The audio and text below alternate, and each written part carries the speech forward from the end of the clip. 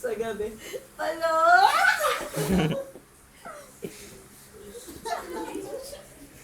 Sayang. Galing tuloy ako. Hindi ko naman si Balolo. Isa pa nga dyan. Ay, alas na yun ah. Hindi Saan? na pumapasok eh. Dyan. Purpose na. Uy, hindi nandun siya lagi, pero parang hindi napasok ng class. Hindi nga siya napasok next class. Sinasahan niya yung pera. Hindi na makatito.